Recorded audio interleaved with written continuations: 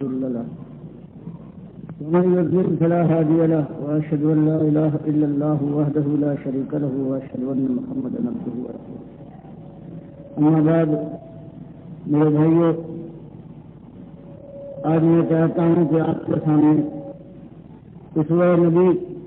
صلی اللہ علیہ وسلم سے یہ بات سامنے لاؤں کہ شیطان بہرحال سب سے زیادہ دشمن ہے ایمانداروں کا، اور اس کی کوشش یہ ہوتی ہے کہ کوئی ایمان کی طرف نہ جا پائے، اور اگر ایمانداروں کا کوئی گروہ مل بیٹھے اور جڑ جائے تو اس کے بعد کسی نہ کسی طرح سے ان کے اندر فراق پیدا کرو، لڑائی جھگڑا ہو تاکہ ان کی جمعیت منتشر ہو جائے۔ تو میں اللہ کے نبی صلی اللہ علیہ وسلم کے سنت اور اسوے کے ذریعے سے ایسے حالات میں غلط فہمی کے موقع ہیں اور مخلصین ہیں، فداکار ہے، وہ اللہ کے نبی صلی اللہ علیہ وسلم سے ان کی ایک بات سے غلط فہمی میں مبتلا ہو جاتے ہیں۔ اللہ کے نبی صلی اللہ علیہ وسلم کو خبر دی جاتی ہے کہ معاملہ یہ ہو گیا ہے، وہ جانثار جو آپ کے اشاروں پر اپنی جان کو قربان کرنے کے لیے تیار رہتے تھے، اب ان کی زبان سے یہ باتیں نکل رہی ہیں۔ تو اللہ کے نبی صلی اللہ علیہ وسلم نے بجائے اس کے کہ وہ نبوت کے خلاف اور نبوت کی توہین سمجھتے اور جوش میں آنے کے بعد کوئی ایسا قدم اٹھاتے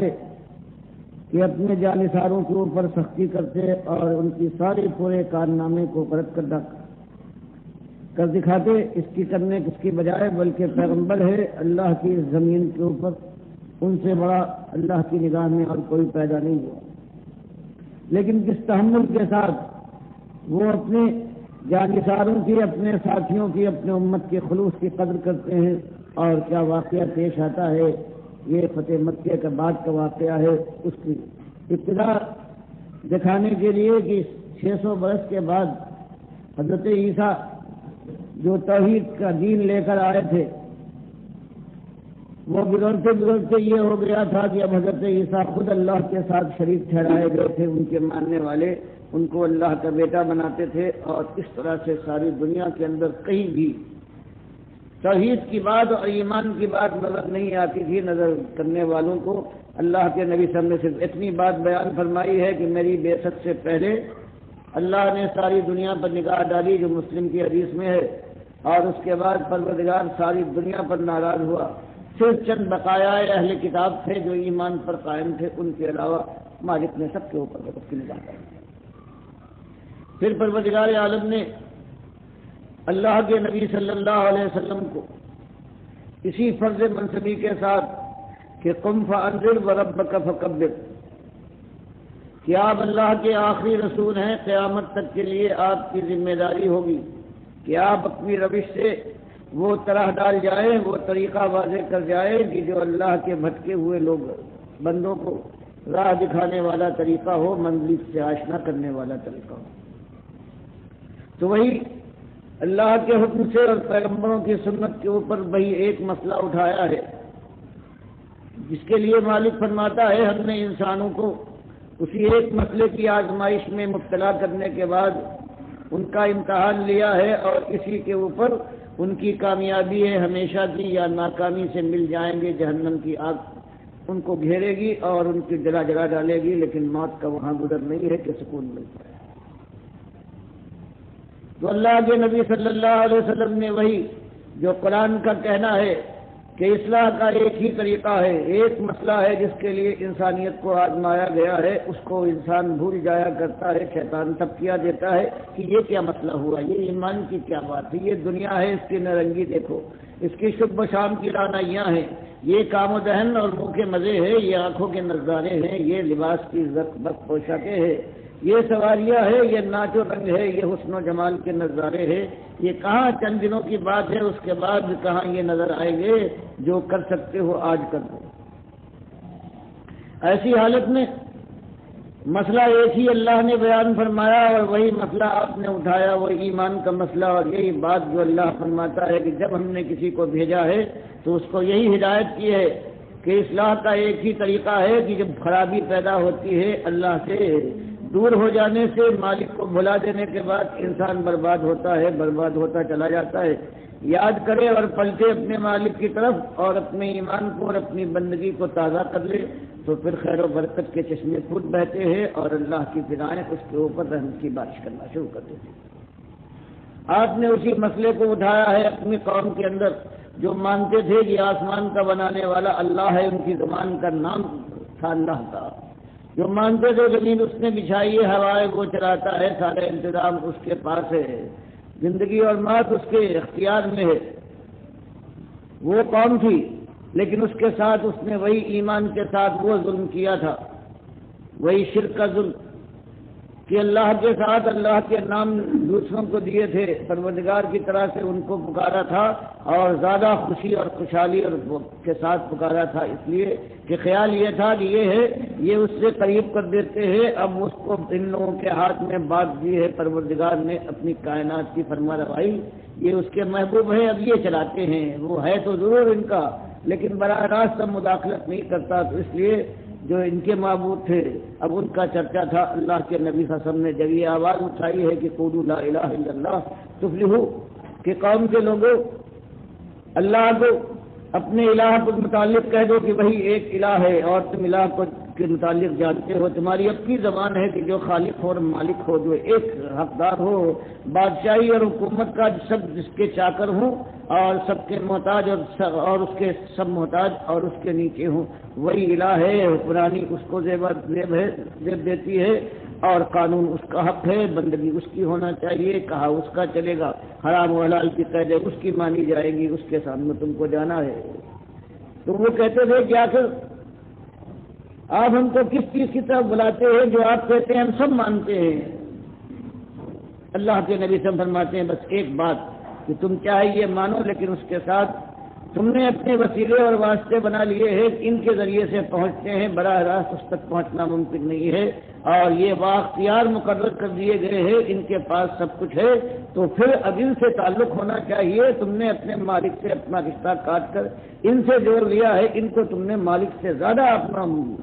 مالک سمجھ رکھا ہے، یہ شرک ہی نہیں بلکہ اللہ تعالیٰ کے ساتھ انتہائی ظلم اور شرک کی انتہا ہے۔ اسی کے اوپر تو قیامتیں ٹوٹی ہیں، ہر طرح سے ڈرایا گیا ہے، مارا گیا ہے، نکالا گیا ہے، رشوتیں دی گئی ہیں ہر قسم کی، کہ بس یہ بات نہ کہیے، باقی آپ جو کہنے کو کہیں ہم ماننے کو تیار ہیں۔ اور مسائل بھی تو بے حساب ہیں، آخر آپ کی قوم کس طرح سے اس پریشانی کی زندگی گزار رہی ہے، سوائے چند لوگوں کے باقی نہ زمین ہے جس کی کاشت کی جا سکے، نہ باغات ہیں، نہ یہاں بارش ہوتی ہے، اور پیٹ کی آگ میں جلتی ہے آپ کی امت کی اکثریت، اس کے لیے کچھ کیا جائے تو بات بھی ہے۔ یہ غلاموں کا مسئلہ نہیں کہ آپ کو نہیں بلاتا، اور کیا یہ غلامی جو اپنا ملک ہے اور اس کے شمال میں کتنا ملک کا حصہ ہے جس کو عیسائیوں نے ہتھیا لیا ہے، اور بحرین کے علاقے کے اوپر کسرا کی حکمرانی ہے، اور جنوب کے اندر پورا یمن کا علاقہ عیسائی کالے عیسائیوں کے زیر ماتحت ہے، اور اس کے علاوہ کتنے مسائل ہیں۔ اب یہی ایک مسئلہ آپ کے پاس رہ گیا ہے، آپ یہ کیجئے کہ ایک قرآن غیر ھذا اور بدل ہو۔ ہم آپ کو اب بھی سمجھتے ہیں محبت کی نگاہ کہ ہماری آپ بھی اٹھتی ہے، لیکن ہم مجبور یہ ہیں کہ آپ نے یہ مسئلہ اٹھایا ہے، یہ ایمان اور بے ایمانی کا مسئلہ۔ آپ اس قرآن کو جو کہتے ہیں اللہ کی طرف سے آیا ہوا قرآن ہے، اس کے اندر یا تو دوسرا قرآن لے آئیے جس میں ہماری ان حضرات کی توہین اور ان کے ساتھ گستاخی نہ ہو، یا جہاں جہاں ایسا معاملہ ہے وہ بدل دیجیے، باقی ساری باتیں ہم ماننے کو تیار ہیں، آپ کے اوپر ہمارا اعتماد ہے، ہماری آنکھوں کے تارے ہیں۔ لیکن اللہ کے نبی صلی اللہ علیہ وسلم کو کہنا تھا یہ میری اپنی بات نہیں ہے، میں خود ہی اس کا پابند ہوں، یہ اللہ نے مجھ پر حکم کے ذریعے سے، وحی کے ذریعے سے اسے اتارا ہے، اور میں بھی مسئول اور اس کا پابند بننے والا ہوں اور الگ نہیں ہوں، اس میں تبدیلی کا کوئی امکان نہیں، اور اگر کبھی میں اس طرح سے تبدیل کرنے کی کوشش کروں تو وہ دن تو بہرحال آنے والا ہے کہ اللہ کی بارگاہ میں مجھ سے باز و پرس ہوگی، اور اللہ کا عذاب ایسا عذاب ہے کہ کوئی مجھے نہ بچا سکے، عذاب عظیم ہے۔ یہ باتیں ہوتی رہی اور برابر چھوٹے کھاتے رہے، کتنے ہیں جوان مرد کہ وہ سنا ہے انہوں نے، اور آخر میں ایمان لانے کے بعد اپنی جوانی کی ساری امنگوں کو انہوں نے تجزیہ ہے، اور اپنی جوانی اور اپنی ریاست اور اپنے خاندان کی بڑائی کا جو معاملہ تھا وہ سارے خیالوں کو انہوں نے پاش کر ڈالا ہے اپنے ایمان کی ٹھوکروں سے، اور پھر ہجرت کی ہے انہوں نے، حبش کی طرف گئے ہیں جوان مرد، اور کتنے ہیں کہ مکے میں رہ گئے ہیں، کبھی آگ سے جلائے جا رہے ہیں، کبھی پتھراؤ ہو رہا ہے، کبھی گھسیٹے جا رہے ہیں، کبھی نیزہ مار کے شہید کیے جا رہے ہیں، کیا ڈبکیاں پانی میں دے دی جا رہی ہیں، سب کچھ انہوں نے برداشت کیا ہے۔ پھر ہجرت کا موقع آیا ہے، مدینے کی طرف ہجرت کر جاتے ہیں، پھر اس کے بعد یہ بھی 13 سال یہ گزرے ہیں، اور اس کے بعد پھر جنگیں شروع ہو جاتی ہیں اسی ایمان کے لیے، اور ایمان کے مقابلے میں یہ بے ایمان ہر طرف سے عمر کر آتے ہیں، آج بدر ہے، کل احد ہے، آج خندق ہے، اس کے بعد کبھی صلح حدیبیہ ہو رہی ہے، اور پھر 8 ہجری یعنی 21 سال کے قریب یہ دعوت کے کبھی خیال بھی نہیں تھا 21 سال کے بعد یہ دور آ جائے گا کہ ایک آواز سے یہ اللہ کے دین کی بات اٹھی تھی، اور پھر اس کی مخالفت میں زمین اور آسمان نے قلابے ایک کر دیے تھے، لیکن اس کے بعد یہ 21 سال کے بعد یہ ہوا ہے کہ اللہ کے نبی صلی اللہ علیہ وسلم اپنے 10,000 مجاہدوں کے ساتھ مکے کے اوپر طرف بڑھتے ہیں، اور رمضان کے مہینے میں مکے کو فتح کرنے کے بعد پھر اس طرح سے جب داخل ہوتے ہیں، فاتحانہ داخل ہوتے ہیں، تو حال یہ ہے اللہ کے شکر میں کہ اپنی اونٹنی پر بیٹھے ہوئے ہیں، اور بجائے اس کی عقل سے اور شان کے ساتھ سینہ پھلا کر دنیا کی طرف متکبرانہ نگاہ ڈالیں، آپ کا عالم یہ ہے کہ اللہ کے احسان کا خیال کرنے کے بعد کہ مالک سب کچھ تو نے کیا ہے، آپ کی پیشانی جھکی جا رہی تھی کہ کجاوے کی پشت سے لگی جا رہی تھی کہ اللہ اس طرح سے اس پر بیٹھے ہوئے ہیں کہ مالک یہ تیرا احسان ہے، یہ میرے بس کی بات نہیں ہے، نہ میرے ساتھ ہی کچھ کر سکتے تھے۔ اس کے بعد پھر معاملہ آیا کہ جو لوگ مکے کے سردار اور ہمیشہ جنہوں نے دشمنی کی تھی، اب وہ پریشان ہیں کہ اب معلوم نہیں کیا، اب نکلنے کی تیارہ بھی نہیں ہے کہ اتنی فوج کے نرغے سے نکل جائیں، اور یہ اعلان بھی سن چکے ہیں کہ جو اپنا گھر بند کر لے وہ محفوظ، جو خانہ کعبہ میں چلا جائے اس کی جان محفوظ، اور جو ابو سفیان ابن حرب جو اللہ کے اتنے بڑے دشمن تھے اب ایمان لانے کے انداز سے، وہ اپنا گفتگو کر رہے تھے کہ ان کے گھر میں جو داخل ہو جائے اس کو حفاظت مل گئی اور اس کی جان اور مال محفوظ ہے۔ اس کے بعد جب معائنے کے لیے جب وہ لوگ کھڑے ہوئے جو اس سے پہلے ہمیشہ دشمنی میں آگے تھے، قریش مکہ کے بڑے بڑے سردار، اور ابھی ان کو یقین نہ ہو پایا تھا، دل کے اندر خوف ضرور تھا کہ معلوم نہیں کیا ہمارے ساتھ ہو، ہیں تو بڑے رحم دل، بڑے خیال کرنے والے، لیکن ہم نے وہ کچھ کیا ہے کہیں انتقامی کارروائی نہ ہو، تو پوچھتے ہیں نبی صلی اللہ علیہ وسلم سے کہ تمہارا کیا خیال ہے، تم نے جو کچھ کیا ہے، اور آج تم نے دیکھ لیا کہ اللہ نے ایمان والوں کو اپنے نبی صلی اللہ علیہ وسلم کو کامیاب کیا اور تمہاری ایک نہ چلی، اب تم کیا اپنے متعلق سوچتے ہو کہ ہم کیا تمہارے ساتھ کرنے والے ہیں؟ تم تو ہوشیار لوگ تھے، انہوں نے یہ کہا کہ ہم کو تو آپ سے یہ امید ہے کہ آپ بہترین بھتیجے ہیں اور بہترین بھائی ہیں۔ تو آپ نے کہا بالکل تم نے صحیح خیال کیا، لا تصیب علیکم اليوم، جاؤ ساری پرانی چیزیں تمہارے اوپر جو لاگو آتی تھی وہ ساری کی ساری بھلا دی گئی، اب تم طلقاء ہو، اب تم کو کوئی خوف نہیں ہے، تم جا سکتے، اور آزاد کر دیا ہے ان کا۔ پھر 3 ہفتے نہیں گزرے تھے کہ معلوم ہوا کہ اب آخری باری کھیلنے کے لیے ثقیف اور حوازن کے وہ تیر انداز قبیلے جو کفر شرک میں بڑھے ہوئے تھے، جب قریش مکہ کو انہوں نے دیکھ لیا کہ اب یہ اسلام کا سیلاب نہ روک پائے ہیں،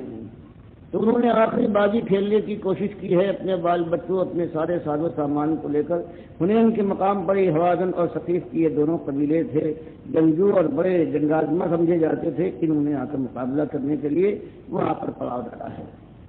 اللہ کے نبی صلی اللہ علیہ وسلم کو یہ خبر ہوئی ہے اور آپ ان کے مقابلے کے لیے نکلے ہیں،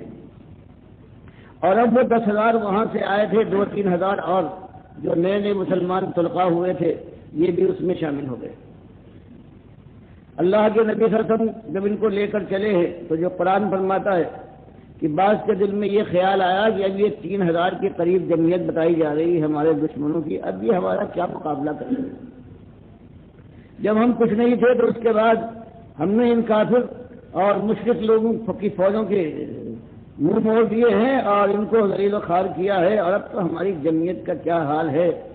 تو اب ہمارا کون مقابل آ سکتا ہے؟ تو مالک فرماتا ہے کہ اس انداز کچھ ایسا تھا کہ اس وقت اپنی جماعت کا کچھ معاملہ زیادہ ہو گیا اور اللہ کے احسان اور اللہ کے توکل کا معاملہ اتنا سامنے نہ آیا، تو مالک قرآن میں فرماتا ہے پھر کیا ہوا؟ جب میدان میں آئے ہو 10-12 ہزار کی اس جمعیت کے ساتھ، یہ آج کہتے ہوئے بعض لوگ تمہارے یہ کہتے تھے کہ آج ہم پر کون غالب آ سکتا ہے، ہماری جمعیت کا یہ عالم ہے، تو مالک فرماتا ہے شروع ہی میں تم گئے ہو اور مقابلے پر جب تیر اندازوں نے ان کے بے پناہ تیر پھینکے ہیں تو یہ عالم ہوا ہے کہ تم پیٹھ دکھا کر تمہاری اکثریت جو تھی وہ میدان کو چھوڑ کر بھاگنے لگی ہے اور ان کفار اور مشرکین کے مقابلے میں وہ ٹھہر نہ پائی ہے، لیکن پھر ہم نے رحم فرمایا ہے تم کو تعلیم دینے کے لیے کہ سب کچھ کرنے والے ہم ہیں، ہم پر اعتماد و توکل کرنا، اپنی جمعیت، اپنے ساز و سامان اور اپنی قابلیت یا اپنی ہوشیاری کے اوپر تمہارا تکیہ نہ ہونا چاہیے۔ لیکن اللہ کے نبی صلی اللہ علیہ وسلم کا معاملہ یہ ہے، صحابہ سے پوچھا گیا کہ آپ کیا اس دن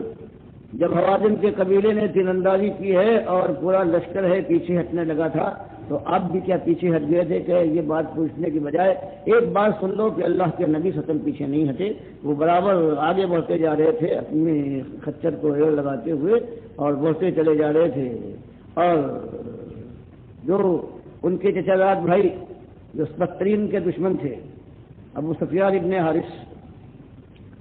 جو ہمیشہ زندگی میں چچا زاد بھائی ہوتے ہوئے اتنے قریبی ہوتے ہوئے اور انتہائی دشمنی کی زندگی گزاری تھی انہیں، اور جب فتح مکہ کے دن وہ چاہتے تھے کہ ملک چھوڑ کر چلے جائیں تو ان کے عزیزداروں نے کہا کہ ابو سفیان تم کس کے ساتھ یہ بدگمانی کر رہے ہو؟ اللہ کے نبی صلی اللہ علیہ وسلم ایسے ہیں کہ زندگی بھر کے اپنے دشمن کو معاف کر دیں گے اگر تم سرکشی کی بجائے ان کے پاس چلے جاؤ۔ تو وہ گئے ہیں،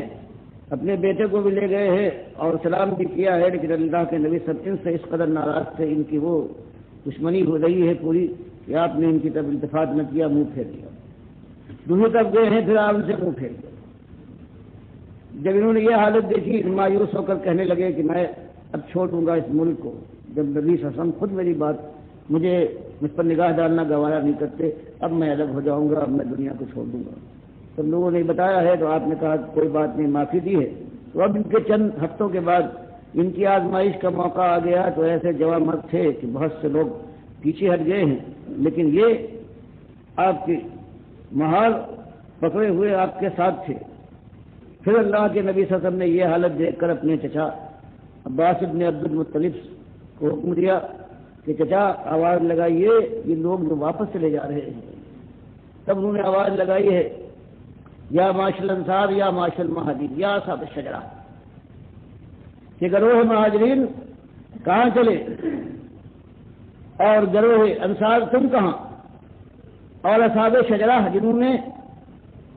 نبی صلی اللہ علیہ وسلم کے ہاتھ پر مرنے پر بیعت کی تھی سن 6 ہجری کے ذوالقعدہ کے مہینے میں، حدیبیہ کے مقام پر تم کہاں چلے؟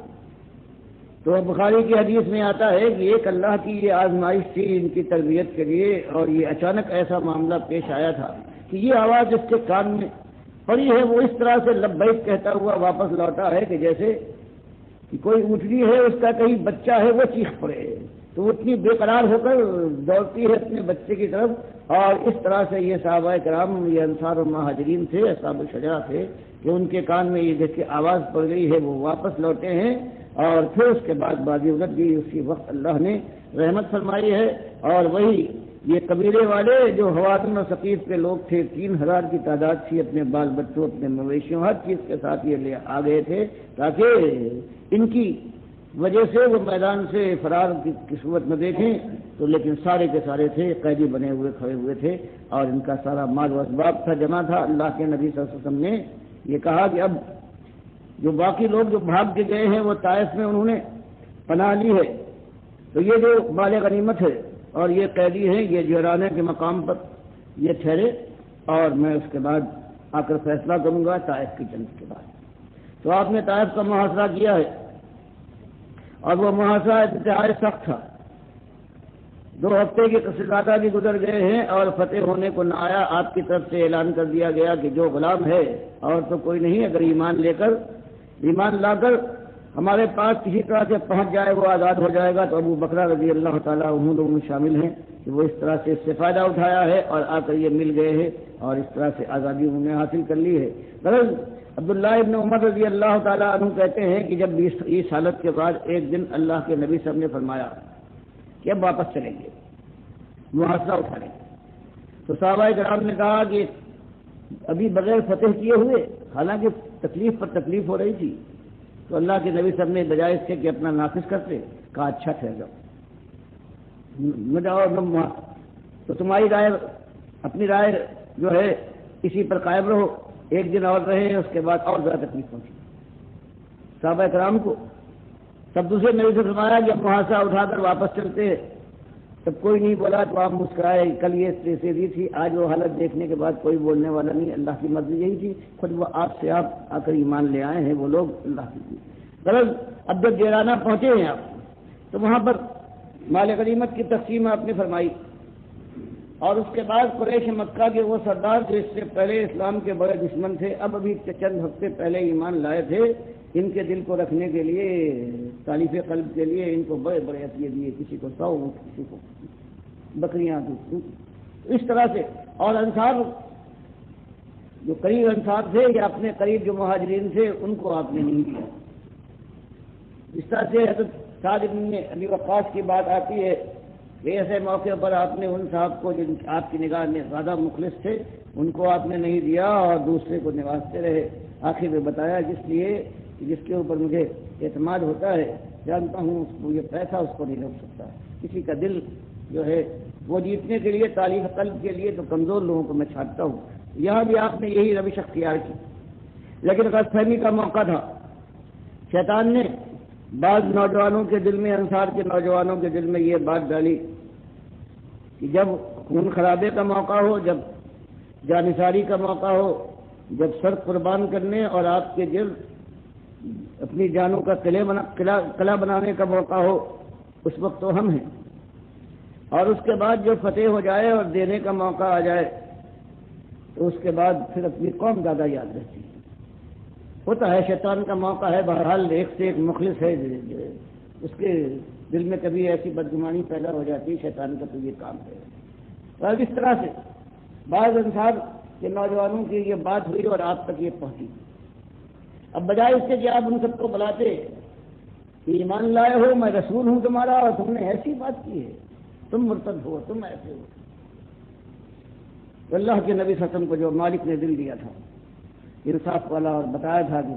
کونوا قوامین بالقسط شہداء للہ، اور جو آپ کی رحمت تھی،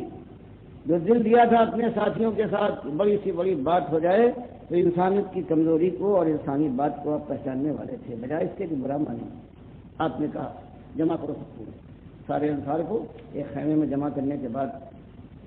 آپ نے خطبہ دینے کے بعد ان سے کہا حمد و ثنا کے بعد، کیا یثرب کے رہنے والوں، کیا تم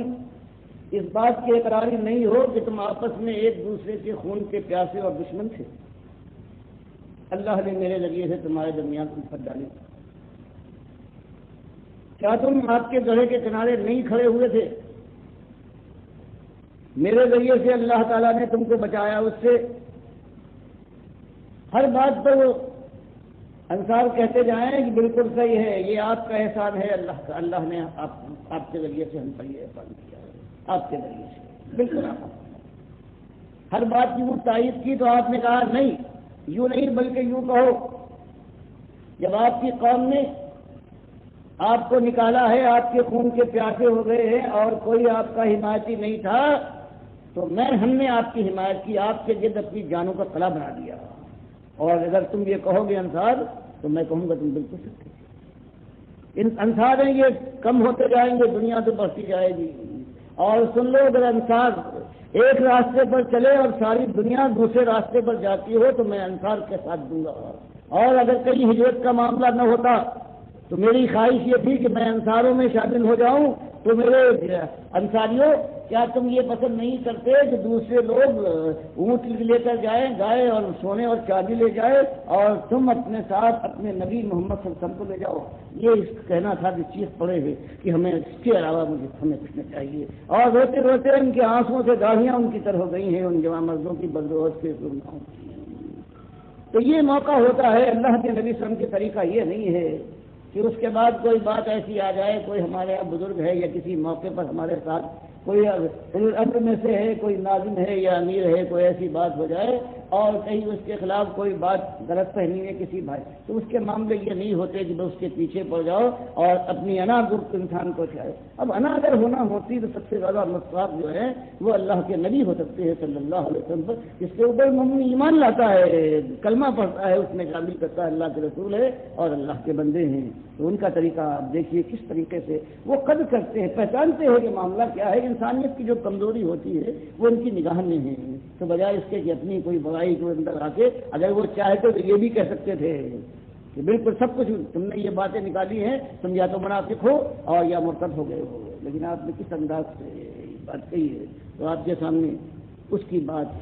کہ جو بات آپ کرنے اٹھے ہیں اللہ نے جس کی توفیق دی ہے، جس کے عزم اور ارادے ہیں، بہرحال جو سیرتیں اور جو بات ہے وہ تو اس سے کہیں مقام نہیں ہے، اس کا جو صحابہ اور اللہ جن کا سردار ہو، جن کا رہنما ہو اللہ کے رسول آخری رسول۔ لیکن بات جب اٹھائی ہے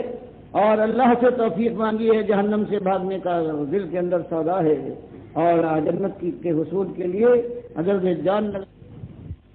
ہے تو اس کے بعد پھر ایک ہی چیز ہے، یہ کام اسی طرح سے ہوگا، انہی انداز پر ہوگا، انہی معیار پر ہو سکے گا کہ جو قرآن اور حدیث کا معیار ہے اللہ کے نبی صلی اللہ علیہ وسلم نے اور آپ کے ساتھیوں نے یہ کام جس طرح سے کیا ہے، جو داغ بیل ڈالی ہے کہ سب کچھ ہو رہا ہے اللہ کے نبی صلی اللہ علیہ وسلم کی گردن کے اوپر چادر ڈال کر گلا گھوٹا جا رہا ہے، کوئی پتھر اٹھا کر آپ کو اوپر سر کو چلنے کو آگے بڑھ رہا ہے، کسی کا حال یہ ہے کہ اوجھلی ڈال دی ہے، کوئی مار رہا ہے، اور اس کے بعد صحابہ کرام کو صرف یہ حکم دیا گیا ہے کفوا ایدیکم واقیموا الصلاۃ، ابھی وہ موقع نہیں آیا ہے، ورنہ یہ جواب کچھ نہ کر پاتے، ٹھیک ہے اتنے لیکن اپنے بال بچوں کو یہ قربان کر دیتے اور اسی وقت جنگ پر پل پڑتے کہ کچھ ہو جائے، اللہ کے نبی صلی اللہ علیہ وسلم کے ساتھ یہ معاملہ، لیکن کہہ دیا گیا کہ نہیں برداشت کرو اور یہ دعوت کا مقام ہے، اس کے اندر پھر انتقام کا معاملہ نہیں ہے بلکہ چوٹے کھاؤ اور سیلان اور اس کے بعد زخم کھاؤ اور اس کے بعد شیرانہ وار چاٹ جاؤ، اور جب موقع آئے گا اس کے بعد جب تلوار یا فولاد کا موقع آئے گا تو فولاد تو رسولوں نے اٹھایا ہے، آخر کار اللہ تو یہی فرماتا ہے لقد ارسلنا رسولنا بالبینات وانزلنا معهم الکتاب والمیزان لیقوم الناس بالقسط وانزلنا الحدید فیہ باس شدید ومنافع للناس وليعلم الله من ينصره ورسوله بالغیب ان اللہ قوی عزیز۔ یہ ایک آیت ہے سورہ الحدید کی، یہ فرمایا یہ راستہ جو ہے یہ دعوت کا معاملہ ہے، اس دعوت کے معاملے میں اس کے بعد پھر ہمت کے ساتھ چوٹے کھاؤ اور صبر کر جاؤ تو اللہ کا شکر ادا کرو کہ ہاں صحیح معنی میں دعوت کا یہی معاملہ ہے، یہی ہونا چاہیے، تجارت نہیں ہے کہ مال بھی بڑھتا ہوا دیکھو کہ ہر لمحے بڑھتا جائے اور دنیا کے اندر اپنی جگہ اور مقام بھی آگے بلند بالا ہوتا جائے۔ تو اسی لیے اللہ نے فرمایا کہ یہی ہم نے بھیجا ہے، آخر کار ایک انتہا ہے، دعوت کے بعد ہم نے پیغمبروں کے رسولوں کو بھیجا ہے اور ان کے ساتھ کتاب اور میزان اتارا ہے پناہ ہفتہ سمجھانے کے لیے، ساری دنیا تک انہوں نے جہاں تک وہ بات پہنچ سکتی تھی یہ بات پہنچائی کہ تمہارا ایک ہی مالک ہے، اکیلا مالک ہے، یکتا و یگانہ لا شریک بے ہمتا مالک ہے، اس کے بندے بنو اور جو طاغوت آج حکمرانی کی باغیں اپنے ہاتھوں میں سنبھالے ہوئے تخت بچھائے ہوئے ہیں ان کی بات نہ ماننا یہ تمہارے کے سامنے لا ڈالا ہے۔ لیکن پھر یہ ہوتا ہے ہم جانتے ہیں مالک فرماتا ہے لیقوم الناس بالقسط، یہ اس لیے تھا تاکہ حجت تمام ہو جائے اور دنیا والے اپنے مالک کو پہچان لیں، اس کی کتاب اور اس کے رسول کے بلاوے کے اوپر لبیک کہنے کے بعد سیدھے ہو جائیں، اللہ کے سامنے سر جھکا کر اس کے فرما بردار اس کی بندگی کرنے کے اوپر مائل ہو جائیں، فرمایا ہم جانتے ہیں اس لیے ہم نے اتارا اور یہ کوشش ہونا چاہیے۔ لیکن فرمایا پھر اس کی ایک ہے کہ جب دنیا والے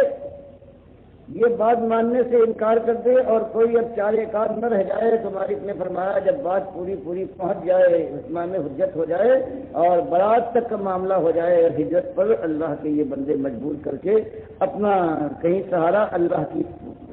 رہنمائی میں حاصل کر لے تو اس کے بعد مالک نے فرمایا پھر ہم نے ان کے ہاتھ میں ایک اور چیز بھی پکڑا دی وانزلنا الحدید، اور ان کو حکم دے دیا کہ یہ سمجھا زبان کی باتیں بہت کر چکے ہو، کرتے رہو، لیکن اس کے ساتھ ساتھ ایک اور کام بھی کرنا ہے، یہ فولاد جو ہے اس کو ہاتھ میں لو۔ اور اس کے بعد فولاد کی بات سے، فولاد کی زبان سے بہت سی باتیں وہ سمجھ میں آ جاتی ہے کہ جو اپنی گوشت کی زبان سے نہیں سمجھ میں آتی۔ فرمایا یہ ہم نے بتایا ہے، تو وہ وقت جب آئے گا اللہ لائے پروردگار اور بات ہو جائے، صاف ہو جائے، یہ اپنی قوم اور غیر قوم کا معاملہ نہیں ہے، بلکہ یہ ہمیشہ یہی ہوا ہے۔ آخر بنو اسرائیل میں سارا کچھ ہوتا رہا ہے، اس ظالموں نے حضرت عیسیٰ تک کو پھانسی پر چڑھوانے کی کوشش کی اور بات کی ناکام رہے۔ تو بہرحال معاملہ یہی ہے کہ یہ دور گزر رہا ہے، اس کے اندر پورے ہوش و حواس کے ساتھ جب تک علم نہ ہوگا، بغیر اس کے علم کے تو کوئی قدم اس راستے میں بہرحال ٹھیک نہیں ہو سکتا۔ اس کے اندر تو ہر موقع کے لیے سوچنا پڑے گا کہ قرآن کا حکم کیا ہے، اللہ کے نبی صلی اللہ علیہ وسلم نے کیا رویہ اختیار کیا ہے، صحابہ کو کیا تعلیم دی ہے، اور اس کے بعد پھر جیسے منازل آتے جائیں قبول ہوں گی۔ ہمارا علم معلوم، ہماری سیرت دنیا کے سامنے ہے۔ کیا ہمارا مقابلہ کبھی ان اللہ کے بندوں سے ہے جو رسولوں کے ساتھ ہوتے ہیں، ہماری کیا حیثیت ہے، لیکن اللہ نے وعدہ کیا ہے کہ مالک کمزوروں کو کبھی کر دے گا، جاہلوں کو اگر وہ خلوص کے ساتھ ہوں تو مالک فرماتا ہے لَنَهْدِيَنَّهُمْ سُبُلَنَا، بس سچے معنوں میں خلوص کے ساتھ یہ لگن ہونا چاہیے کہ اللہ راضی ہو جائے، مالک کی آگ ہمارے لیے بجھ جائے، پروردگار کا دین دنیا میں غالب ہو، اور جنت کی بادشاہ لہاتے ہوئے باغات جن کا اللہ نے وعدہ کیا ہے، اور جو کہا ہے کہ وہاں پہنچ جاؤ تو نہ کبھی موت ہے اور نہ تمہاری خواہش کے راستے میں کوئی رکاوٹ پیدا ہوگی، لہم فیہا ما یشاؤون، اب ان کی مشیت ہمیشہ راج کرے گی، اور مشیت سے بھی آگے فرمایا وَلَدَيْنَا مَزِيدٌ، اور یہ سوچ بھی نہ پائیں تو ہم وہ ان کو دیں گے۔ تو یہ ایک ہے مسئلہ آج ہمارے سامنے بھی ہے۔ آج سب سے بڑا مسئلہ یہ ہے کہ یہ بات نہیں ہے کہ ہم کوئی نئی بات نکال دیں، بس بات وہ ہے جو ہم کہتے ہیں وہی 1400 برس پرانی بات جو پہلے گزر چکی ہے، اس کو واپس جو آج تمہارا نظام جس دین کو تم لے کر چلے ہو، یہ دین ہے، یہ شیطان کا دین ہے، یہ اللہ کے رسول صلی اللہ علیہ وسلم کے اوپر یہ دین نازل نہیں ہوا، یہ تصوف کا تمہارا معاملہ، یہ تمہارے عقائد ہے، یہ تمہارے ولی اللہوں کا جو معیار ہے، جو اللہ کے دشمن اور تابوت کو تم نے سر پر چڑھا رکھا ہے، اللہ کی کتاب کو تم نے پس ڈالا ہے، قوم کے لوگوں، اللہ کے نبی صلی اللہ علیہ وسلم کی سنت سے تم گریزہ ہو اور تم نے ان کو بنا لیا ہے، یہ تابوت، ان سے چھٹکارا حاصل کرو اور اللہ کے بندے بن کر خاموشی کے ساتھ اللہ کے سامنے سر جھکا کر اور خاکساری اور فروتنی کے ساتھ اللہ کی راہ میں پہلے خود مومن بنو اور اپنی زندگی سے اللہ کی بندگی کا حق ادا کرنے کی کوشش کرو، اس دنیا کو ہوشیار کرو، بلاؤ ڈراؤ اس کو آگ سے، اور پھر سنت نبوی کا جامع پہن کر وہی عبادات ہو، وہی شفق ہو اللہ کی بندگی کے اندر، وہی انداز ہو اور وہی ہو خلوص اور ریاکاری اور شہرت پسندی اور دنیا جو آج باہر کھولے ہوئے ہر ایک کو مائل کر رہی ہے، اس سے ہوشیار کرو۔ تب کہیں جانے کے بعد آج کا جو معاملہ ہے جس طرح سے بیٹھے ہیں ہم اور آپ، پھر اس کے بعد پھر اللہ فرماتا ہے اگر یہ کام کر لو گے تو چند دنوں کی بات ہے، کچھ دن گزریں گے، کچھ راتیں بیتیں گی، اور اس کے بعد پھر علی سرر موضونہ، پھر اس کے بعد ہمیشہ کے لیے سونے چاندی کے سرور پر تختوں کے اوپر اور اس پر بیٹھو گے، موضونہ جو جڑاؤ سونے اور چاندی اور ہیرے و جہاز سے مرتب ہوں گے، متقین علیہ متقابلین، آمنے سامنے بیٹھیں گے، تکیہ لگا کر بیٹھیں گے، یہ شہزادے ہیں جنت کے والد بنے یطوف علیہم ولدان مخلدون، اور پھر جو بہاریں ہیں ان پر ٹوٹ کر برسیں گی اور اپنا سب کچھ ان پر شامل کر دیں گی۔ جوانی کے اندر ہر لمحہ ازدیاد، حسن و جمال میں بڑھوتی کا عالم یہ ہے کہ مسلم کی حدیث میں کہ اللہ کے دربار میں جو وہاں کا ہفتہ ہوگا وہاں ہر جمعے کو جائیں گے، اللہ کے دربار میں اور کوئی بھی ایسا نہیں ہوگا جس سے اللہ براہ راست خطاب نہ کر چکا ہو۔ جب وہ واپس آئیں گے تو معلوم ہوا وہاں بھی یہ مرد عورتوں کا یہ اختلاط جو یہاں ہو رہا ہے صاحب النعم والا، یہ وہاں بھی نہیں ہوگا۔ جب گھر آئیں گے تو ان کے بیویاں وہ کہیں گی جو آپ یہاں سے گئے تھے تو آپ کو حسن جمال کیا کہنا، لیکن اب جب آئے ہیں تو کہیں اس سے بڑھ گیا، تو وہی جواب دیں گے آنے والے یہ جنتی مرد کہ تمہارا بھی یہی حال ہے، تم کو چھوڑ کر گئے تھے تب بھی تم حسن جمال میں تمہاری انتہا تھی، اب تو کچھ اور زیادہ ہو گیا۔ تو یہ معاملہ ہے، یہ اس طرح سے حاصل نہیں ہوگا۔ کہ ہاتھ پر ہاتھ بھرے بیٹھے رہے یا نعرے لگ رہے ہوں، مجمع ہوں، اسلامی قافلہ جا رہا، بڑھ رہی ہے مسلم فوج جیسے دریا جیسے موج اس میں شامل ہو جائیں، نعرے لگا رہے ہیں یا علی کے نعرے ہیں یا رسول مدد یا غوث کا، یہ لوگ نہیں، بلکہ اس کے مقابلے میں اللہ کے دین کی بات اٹھاؤ، ہاں پھر چھوٹے ہوں گے، پھر مار کھائی جائیں گی، پھر گالیاں پڑیں گی، پھر ایک ایک گلی ہے جس کے اندر داخلہ ہوگا ممنوع ہوگا، اور پھر زندہ کے دروازے کھلیں گے اور پھر پھانسیاں ہیں جو کھڑی کی جائیں گی۔ اللہ اس کو توفیق دے، مالک آزمائش میں ڈالے۔ اسی لیے اللہ نے فرمایا کہ یہ اللہ کے بندے ہیں، یہ ان کو چاہیے بھی، یہ ہے بھی مخلص، اور ان کو چاہیے ہمیشہ یہ دعا کرتے ہیں ربنا لا تؤاخذنا ان نسينا واخطأنا ربنا ولا تحمل علينا اصرا كما حملته على الذين من قبلنا ربنا ولا تحملنا ما لا طاقة لنا واعف عنا واغفر لنا وارحمنا انت مولانا فانصرنا على القوم الكافرين۔ یہی کہ اپنی خطاؤں کے اوپر اللہ سے جا کر معافی مانگو، کسی شان کے ساتھ کہ ہم مقابلہ کریں گے، آزمائش میں پورے اتریں گے، نہیں، اللہ سے آزمائش ہو سکتا ہے ہمارا۔ ہاں یہ دعا کرو اگر اللہ کی مشیت یہی ہے تو مالک ثابت قدم رکھے، پروردگار ایسا بار جیسا پہلو پر ڈالا تھا ان کی بات اور تھی، مالک ہم ناصحت پائے گے۔ باقی پروردگار تیری مشیت میں ہم مداخلت نہیں کر سکتے، اگر تو اس آزمائش میں کسی ہم میں سے کسی کو ڈالے تو مالک ثابت قدم رکھنا، آخر کار ایمان کا بول بالا ہو اور یہ کافر ہمیشہ کے لیے نصب نابود ہو جائیں۔ یہی اپنی بھی دعا ہے، یہی آپ سے درخواست ہے کہ اپنے مالک کو نہ بھولیے گا۔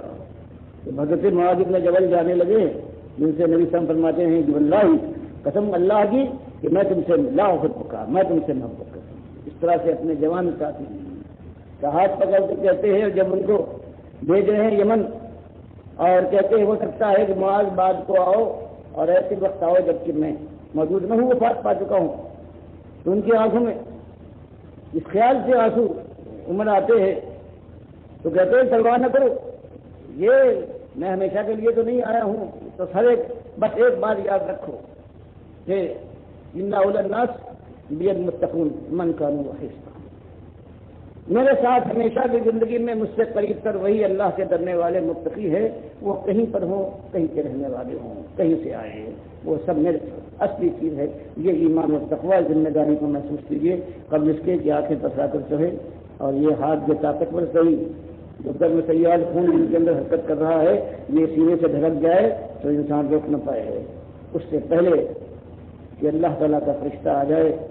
اور بیان بتانے کے لیے کہ جہنم کے وارث بنو گے یا جنت کی بادشاہی کے تاجدار، اس سے پہلے آج موقع ہے کہ اللہ سے آؤ مل کر توبہ کرے پروردگار سے، اور اللہ سے توفیق مانگے ایمان کے ساتھ یہ کلمہ پڑھتے ہوئے کہ اللہ تعالیٰ تو اکیلا مالک ہے اور تیرے آخری رسول صلی اللہ علیہ وسلم کی سنت ہماری سنت ہے، اور اس راستے پر گامزن ہوں گے اور جہنم کی آگ سے مالک ہم کو بچا دے اور اپنی جنت کی رحمتوں میں ساتھ داخل کر دے۔ اقول قولی ھذا واستغفر اللہ لی ولکم ولسائر